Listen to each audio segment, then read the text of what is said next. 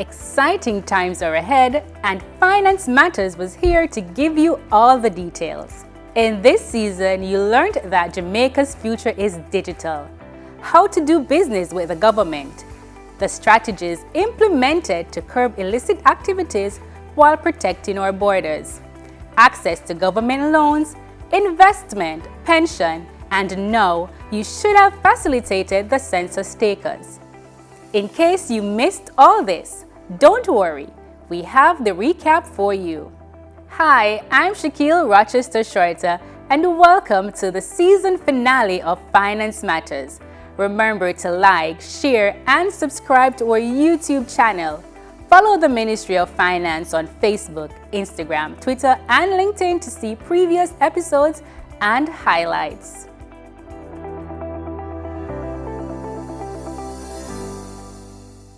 The future of Jamaica is digital with Link, Jamaica's first digital wallet.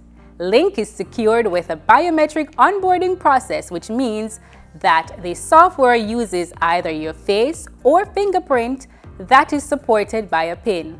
With Link, you can cash in and cash out your money. Here's how. Finally, anybody with a Link account can go into an ABM. You don't have a bank account, you don't need a bank account. And you can add or withdraw money from your Link account just using your phone. So no card necessary, you just use your phone. What it means is for people who don't have bank accounts, can create a Link account. Okay. You can now cash into your Link account. You can pay your bills. You can top up. Now you can avoid the long lines and complete your transactions from anywhere. Here are the services Leighton Beckles, Communications Officer at TAJ, says are being done in the virtual space. The major one that pops up and comes to mind is property tax. Persons are now able to interact with the property tax services. They are able to pay their property tax and they can actually query their liabilities online. But what else can be done?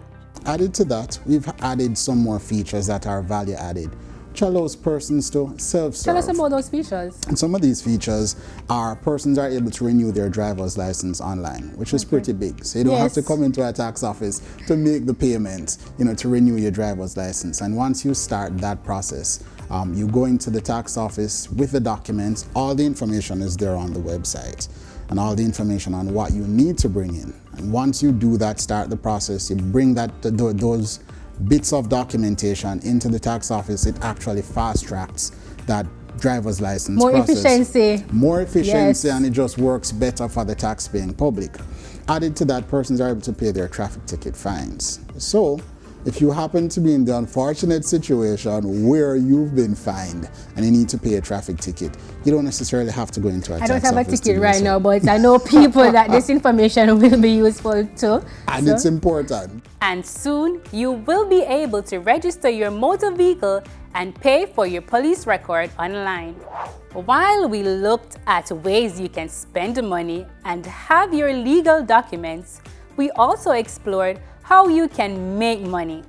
Let's look back at investment through the Jamaica Stock Exchange's Caribbean Business Exchange channel, CBX. We want the regular Jamaican to understand what these things mean and how it can benefit their lives. So CBX will be breaking down terms like bonds, stock, and so forth for regular audience like myself? Absolutely. If you watch our newscast, which is at 6 p.m. each night, we have market education. And what that does, it explains a term that may have been loaded for long and may not be understood by many people in very simple language. And that's one of the roles that we think we ought to take on as we try to educate the populace so that they can understand finance, business, and obviously get in tune with what is happening so they can be better investors. Here's a lineup of the programs being offered. Every morning at 9 o'clock, Let's Talk Stocks, a centerpiece of our programming because that's what we are about. That's what the stock exchange is all about. Also, we have programming such as inside the boardroom, where you talk to an executive as it relates to their company, the trajectory, plans, and so on and so forth. And behind the front decks, which means we go into companies and see, let's say, how things are produced. You can watch CBX on channel 143 on Flow and channel 28 on Digicel. Here's another way to make money, but this time it's with the GOJ. Your establishment can do business with the government, and Mr. Adrian Bennett, Chief Public Procurement Policy Officer, told us all about this. Take a look. The government has a whole range of responsibilities. The government has to supply gases, medical gases to hospitals and provide catering for those who are sick and prisoners and people in school. The government has to build roads and build buildings and so on. And so a good way of thinking about it is the government has maybe one of two choices. Either it could employ all the people and establish factories to do all of that itself, or it could buy those goods, works or services from people who already do them and do them well. Public procurement then describes government's activity of acquiring goods, works and services from the economic market. It's really economic activity. Where can you find these tenders by the government? Contracts that are offered for competitive bidding, that is where plenty people and anybody, there's no restriction, will get an opportunity to make an offer to the government. These are published in the newspapers in Jamaica. So Jamaican Observer and Jamaican Gleaner. On Tuesdays and Saturdays. Okay. And increasingly, and certainly in most cases, there's also publication on the Government of Jamaica's electronic procurement portal, affectionately called GOJEP. Farming is a great way to support your family, but do you have all the resources you need? You can apply for a loan or grant through the Development Bank of Jamaica's Agribase Program.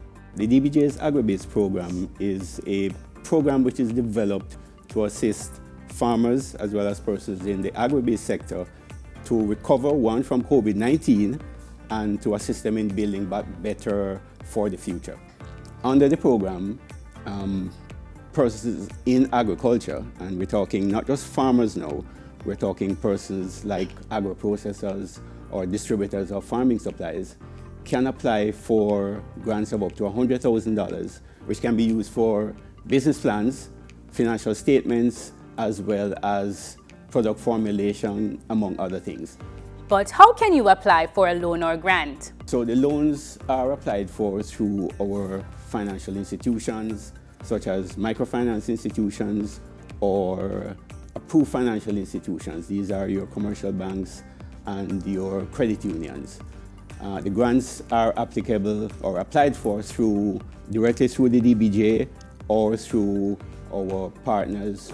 Let's now take a look back at the measures discussed to import items, protect our borders, and curb illicit activities.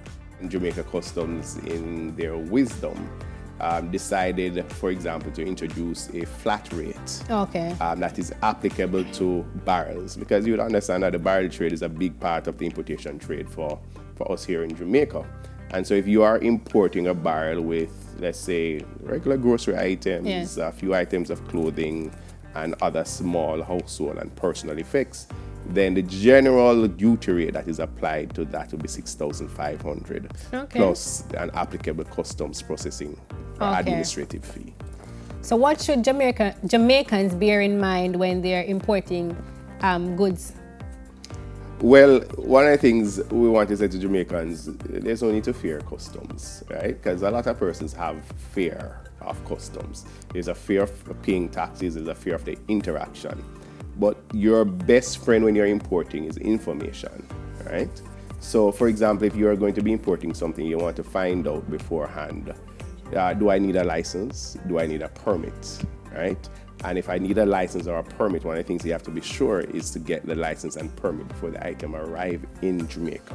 Because if you don't do that, then you'll see a side of customs that you don't like, which is the enforcement side, which is levying fines for breach of the regulations relating to importing items without licenses and permits. And then in addition to that, you want to find out what are the applicable customs duty rate. We spoke about customs duties already.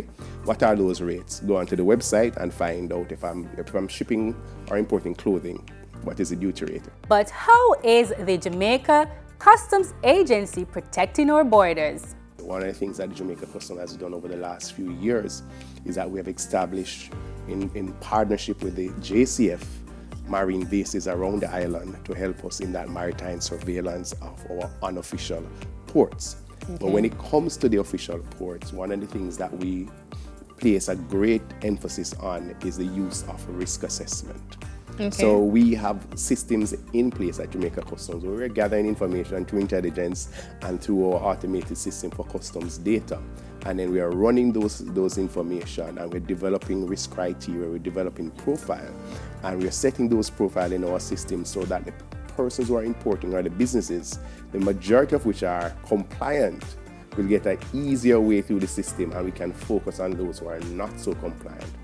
While we're on the topic of border protection, the Financial Investigations Division, FID, has also been making strides in clamping down on illegal activities such as scamming and money laundering.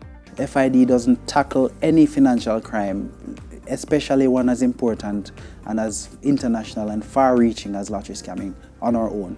We have partners locally and abroad, the JCF, MOCA, DEA in the US, the US Postal Services. We link with them on a regular basis to investigate and prosecute lottery scamming activities.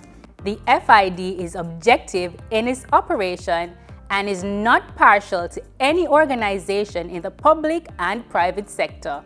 A big win is seeing proceeds of criminal activity flowing from a parish council, upwards of 250 million. Interesting. Yes. We participated in the investigation, prosecution, and recovery process in that regard, and we are looking towards recovering up to about $250 million of government funds that were misappropriated. Wow. The Statistical Institute of Jamaica is currently undertaking the country's population and housing census. That means thousands of census takers are littered across the island collecting data. Mrs. Georgia Garvey-Green of Statin told us about the importance of the census. The census questionnaire was developed in partnership or consultation with our other key stakeholders. Okay. So these are like government agencies, researchers, academia, and also the faith-based community. So the census is really an expensive and extensive data collection exercise. And what we want to do is to ensure that as many data users have an opportunity to have their question on the census questionnaire. So this takes me to the fact that each question on the questionnaire is asked for a specific reason. Okay. There are some questions that persons may think are intrusive. However, it is asked for a certain purpose. What we ask of our householders is that if they find a question that they deem to be intrusive, they can not state or refuse to answer that question, or ask not to answer that question, and move on to the other question. Okay. At the end of the day, what is important to us at Statin is to collect the data, analyze the data, and ensure that data are available. Our pensioners count and are very important to us. So we have been making it easier for them to submit their life certificates through a mobile life certificate collection drive. But do you know the difference between the government and the NIS pension scheme? Well, the government pension scheme, government pension overall, is paid to persons who are employed or former employees of central government. Okay. Now, the NIS pension scheme, once you are employed, whether privately or publicly, once you contribute to the NIS, you are entitled to a pension after a particular period of years. So one is central government, budgeted funded persons who are paid and are retired. The other, it doesn't have to be employed to government. You can be in the private sector and contribute to your pension scheme, okay. NIS, and therefore you're still entitled to an NIS pension. Thank you for joining us on Season 4 of Finance Matters. Remember to follow us on social media at MOF Jamaica, and please visit our website at mof.gov.jm. Stay tuned for next season, where we will continue to demystify the economic and fiscal policies and initiatives implemented by the government to empower Jamaicans as we chart a path to Jamaica's economic prosperity.